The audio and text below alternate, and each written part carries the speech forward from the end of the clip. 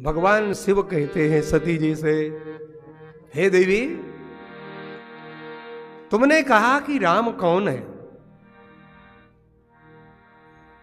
जिन हरि कथा सुनी नहीं काना,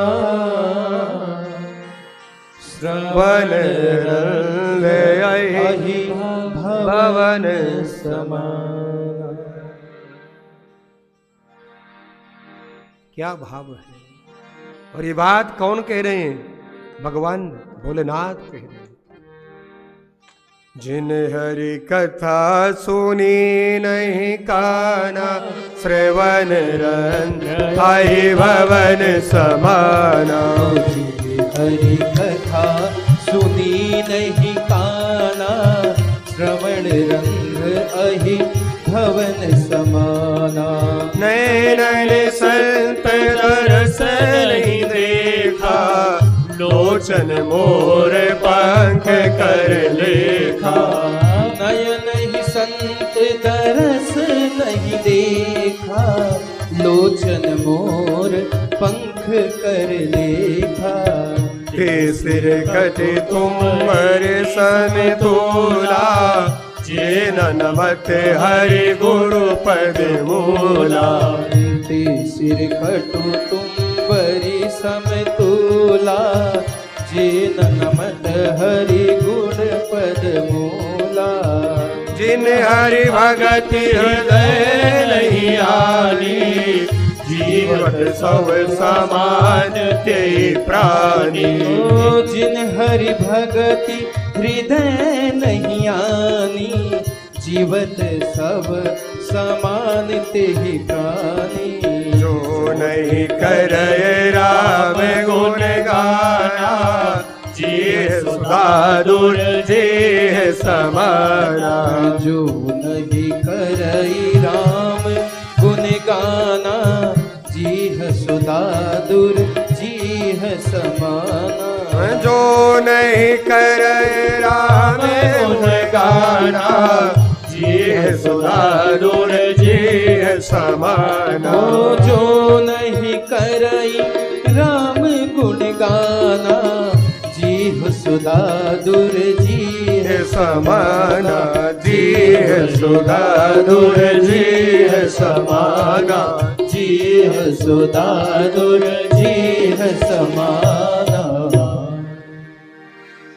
भगवान शिव ने कहा, देवी, जो कानों से कथा नहीं सुनते हैं, उनके कान कान नहीं है, तो श्रवण रंध अहि भवन समाना। उनके कान सर्पों के रहने का बिल है, बिल। क्योंकि सृष्टि में सर्प एक ऐसा प्राणी है जो मकान बनाने का कोई खर्चा नहीं करता। वो तो किसी बिल में घुस जाए और वहां के मालिक को निपटा देता है और वहीं पर बैठ जाता है कब्जा करके। अब जो इन कानों से प्रभु की कथा नहीं सुनते, उनके कान कान नहीं है, सर्पों के रहने के लिए जगह है। अब ध्यान देना, आप कहेंगे महाराज कौन से सर्प, दिखाई तो देते नहीं है।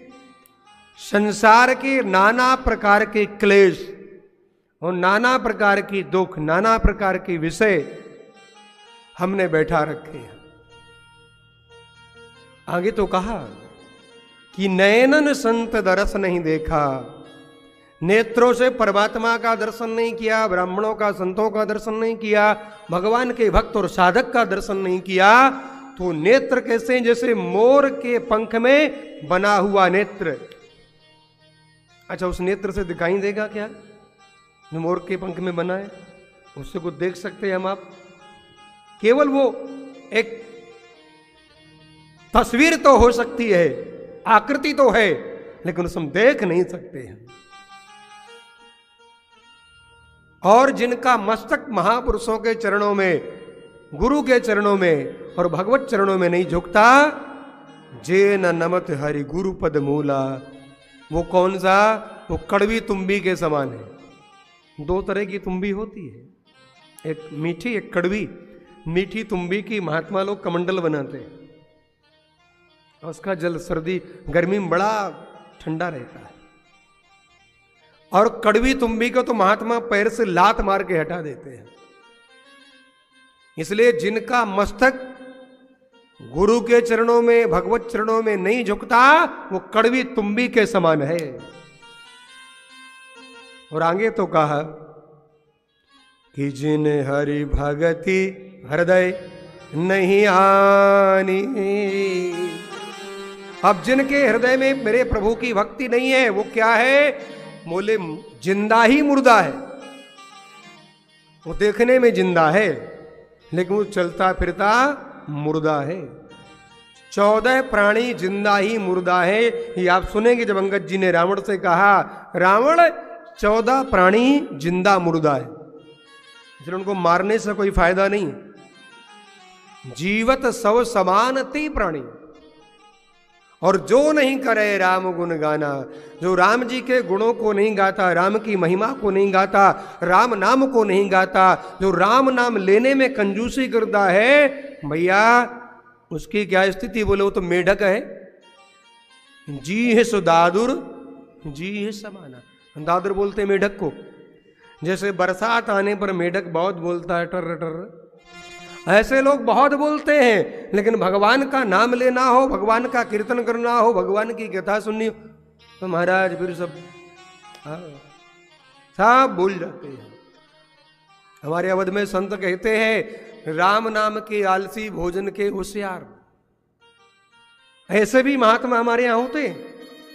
उनसे कहो सीताराम सीताराम, अरे जोर क्यों लगा रहा, आराम से बोल लो। कई तो बोलने ही नहीं चाहते। भोजन क्या बना है आज? भंडारगृह में कौन सा मालपुआ तैयार, ये बताओ पहले। मालपुआ चाहिए, रबड़ी चाहिए। इसलिए कहा गया राम नाम के आलसी, भोजन के होशियार। अच्छा, घर में भी कई होते होंगे ऐसे, बेटा ये काम कर लो, कर लो, चद्दर खींच के सो जाएगा। बेटा थोड़ा कर लो, नहीं।